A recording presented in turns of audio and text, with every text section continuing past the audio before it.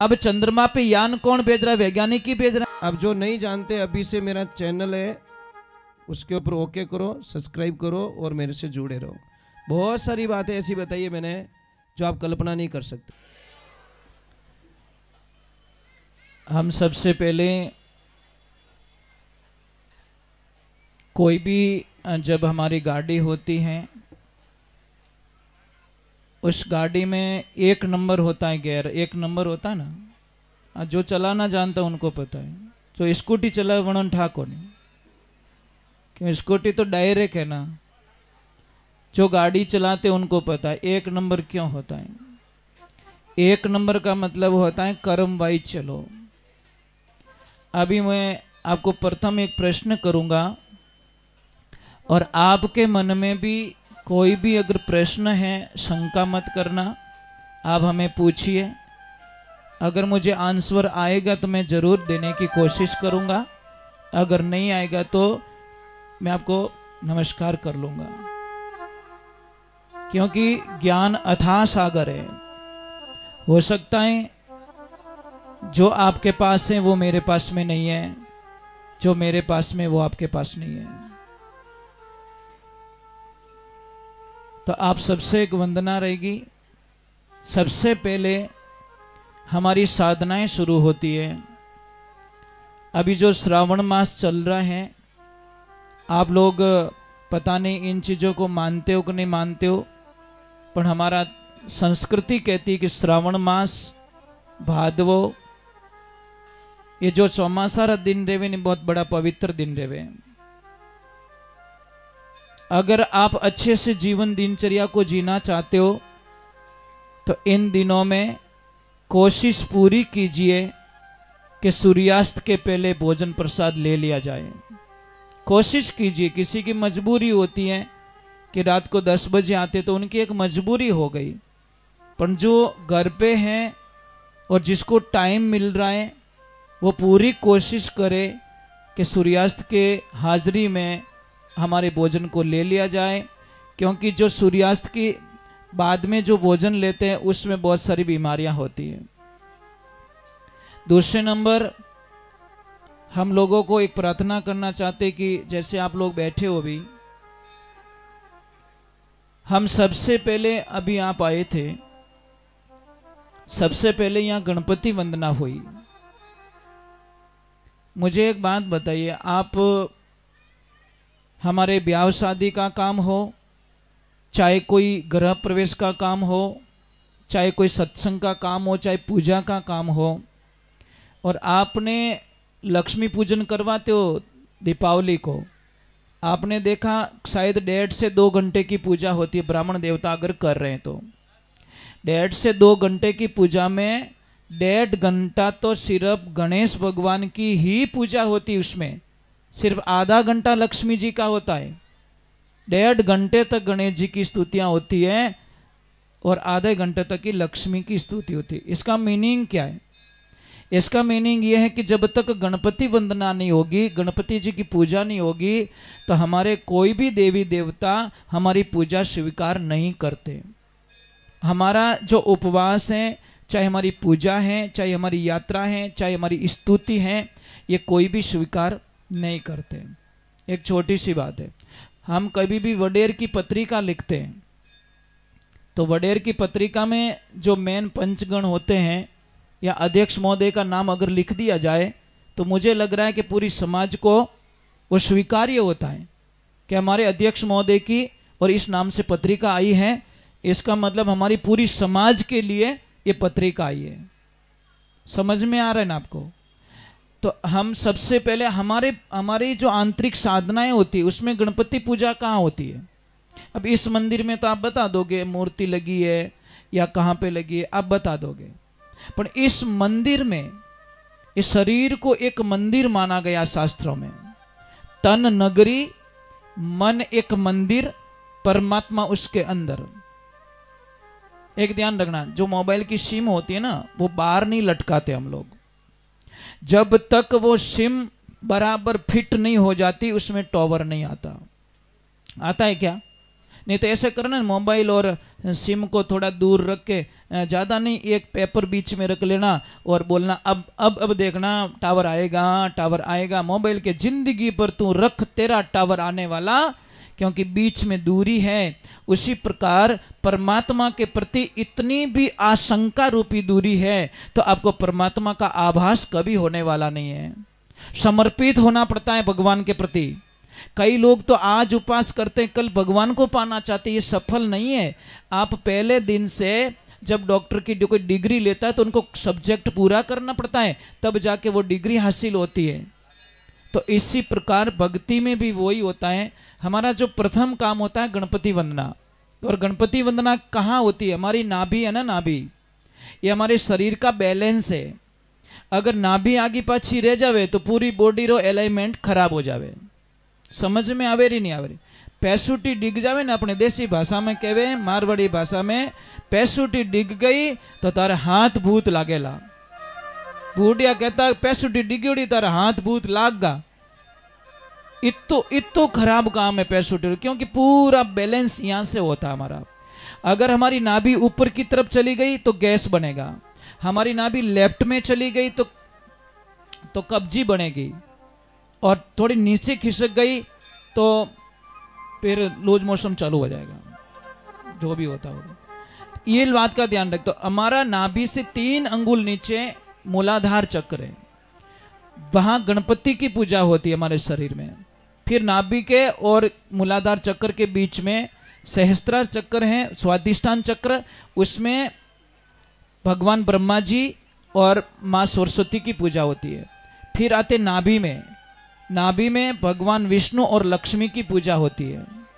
फिर आते यहाँ हृदय में, यहाँ पे शिव जी और पार्वती जी की पूजा होती है। और कंठ में जाते हैं माँ दुर्गा की पूजा होती है।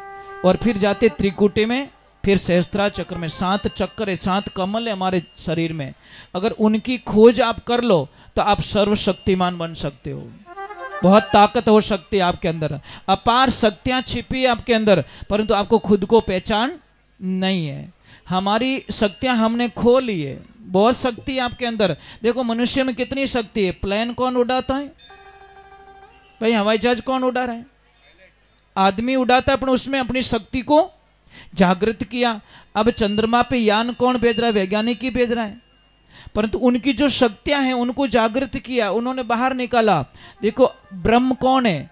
लिखा हुआ ब्रह्म है, पर उस ब्रह्म को प्रकट करना पड़ेगा। आपको लिख के दे दिया, मंत्र लिख के दे दिया। मंत्र का मतलब क्या होता है? जो मन को तर कर ले उसको मंत्र कहा जाता है।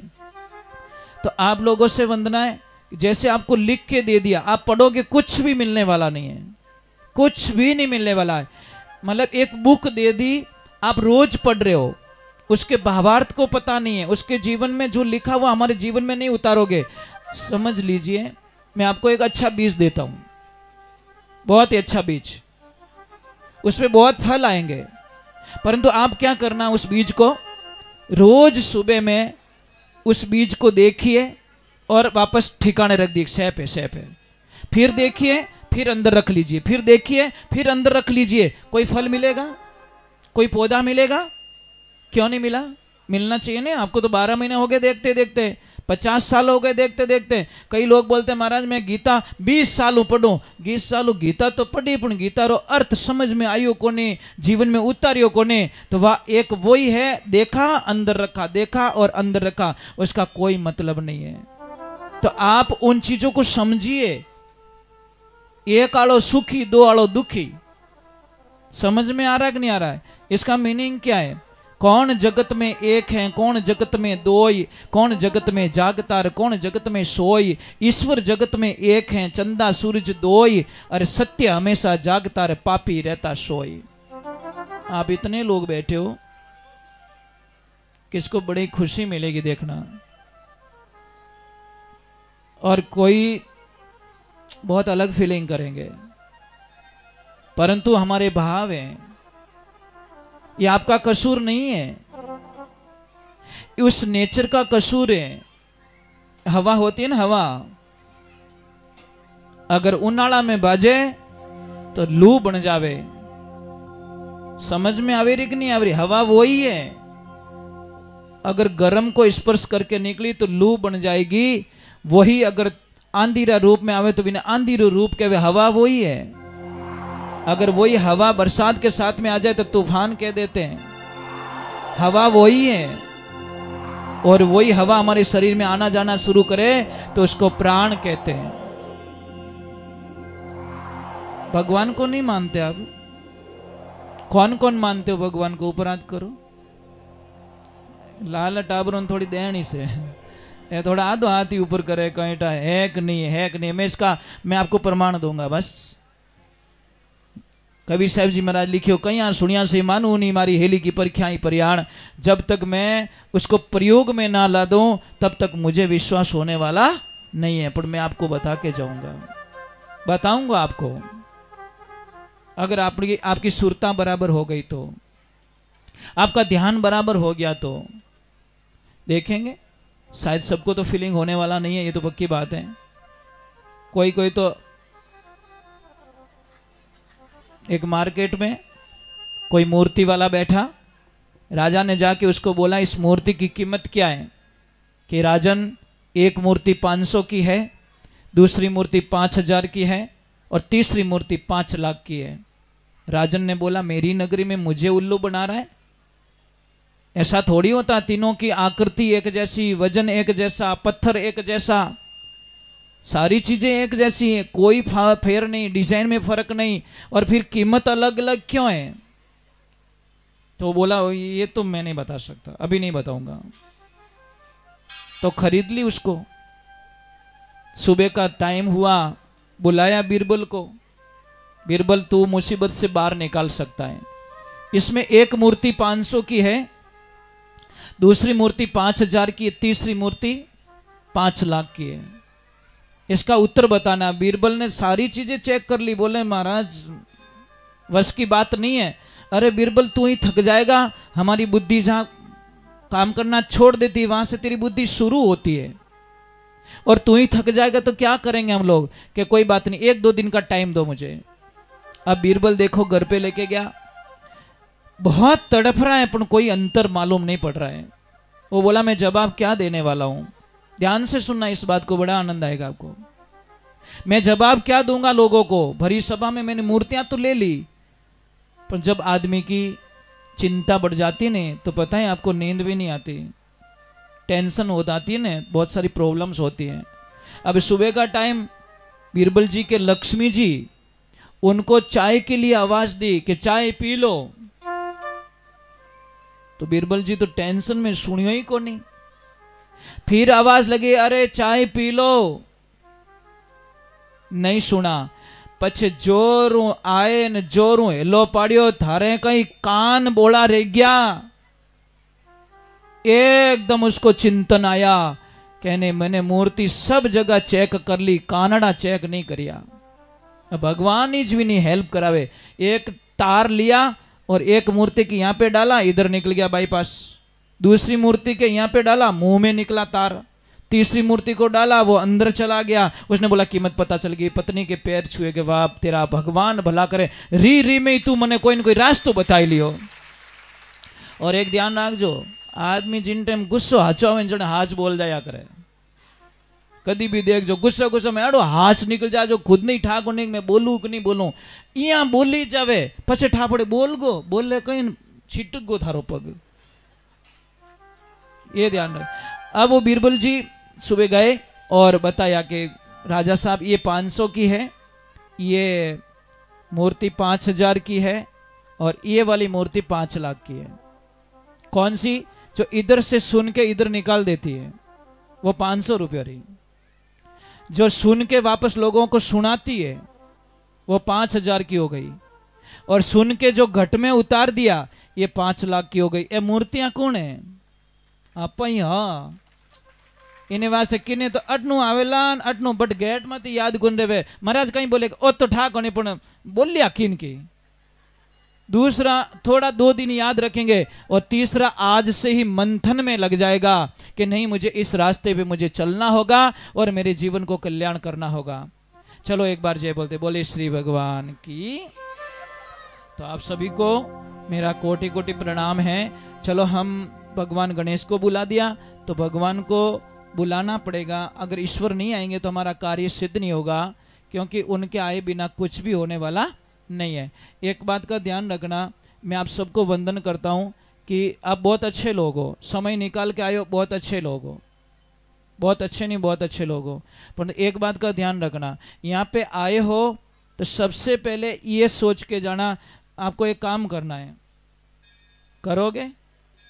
करोगे? आपको चोरी करनी है। अच्छे लोग नहीं हो आप, चोरी नहीं करोगे? नहीं करोगे? क्यों?